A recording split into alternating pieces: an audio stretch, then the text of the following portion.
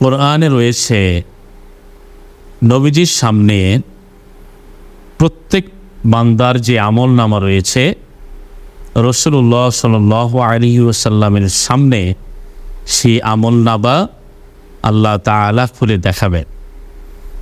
এখন আমাকে আপনাকে থিঙ্ক করার সময় এসেছে, আমি আজকে সকাল থেকে নিয়ে আমার সকাল স্টার্ট যদি শুরু হয় সকাল 5:30 6টা থেকে নিয়ে আমি এমন অনেক যুবক আমরা রয়েছি যে 6টা থেকে নিয়ে আমাদের দিন তো শুরু হয় না, আমাদের দিন শুরু হয় বেলা 11টায়।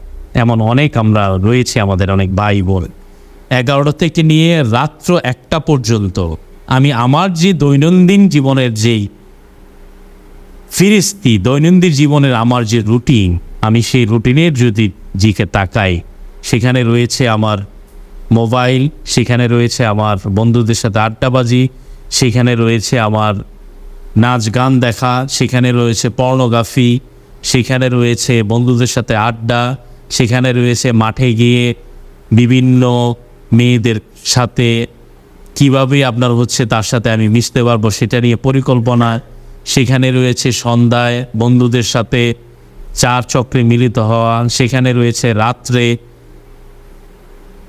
অনেক রাত পর্যন্ত বন্ধুদের সাথে অথবা ছেলে অথবা মেয়ে আড্ডাবাজি। আর যদি আরেকটু অ্যাগ্রেসিভ মাইন্ডের ছেলে মেয়ে হয় তাহলে দেখা যায় যে তারা রাত্রে 1টা 2টায়ও নাইট পার্টি করে তারপরে বাড়ি ফিরে। এটা আমাদের সমাজের অনেক একটা রেগুলার চিত্র। তো এই চিত্রের বিপরীতে আমার যে ভাই অথবা বোন আমরা এই বিষয়গুলোতে আক্রান্ত, তাদের হাত পা ধরে আমরা তাদেরকে বলতে চাই আজকে এই ভিডিওর মাধ্যমে যে আপনার এই আমল নামা, আপনি একবার চোখটা বন্ধ করে থিঙ্ক করে দেখেন যে আপনার এই আমল নামা লেখা হয়েছে কোনো একটা খাতায়, এবং সেই খাতাটা আপনার বাবা মা, আপনার ছোট বোন, আপনার খালা, আপনার নানি, আপনার ফুফু, আপনার দাদি, আপনার আত্মীয় স্বজন সকলের সামনে সেটা আপনার একদিনের আমল নামাটা লিখে পেশ করা হলো। আপনি কি বুকে হাত দিয়ে বলতে পারবেন আপনি অনেক বেশি ভালোভাবে আপনি এই কাজটাকে নেবেন?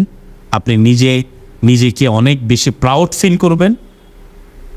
তার চেয়েও হাজারো কোটি গুণ বেশি যার মর্যাদা রাসূলুল্লাহ সাল্লাল্লাহু আলাইহি ওয়াসাল্লামকে যদি আমার এক ভাইয়ের এক বোনের এই দৈনন্দিন যে আমল নামাটা বললাম সেটা যদি তাকে দেখানো হয়, তাহলে আপনি তার সামনে কিভাবে আপনার নিজের মুখ দেখাবে?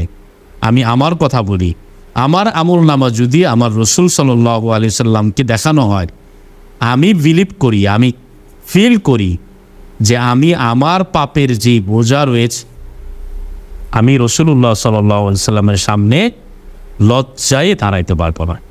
তো তার জন্য কি করা উচিত? Past is past.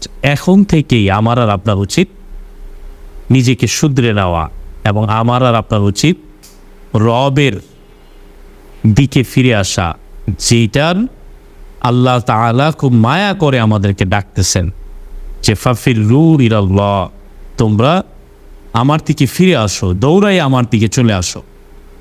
আমরা আল্লাহ তাআলার দিকে ফিরে আসি সময় থাকতে, কারণ সময় থাকতে যদি ফিরে আসি আল্লাহ তাআলা আমাদের সমস্ত পাপকে নেক দ্বারা পরিবর্তন করে দিবেন। আল্লাহ তাআলা আমাদেরকে তৌফিক দান করুন, আমিন। তো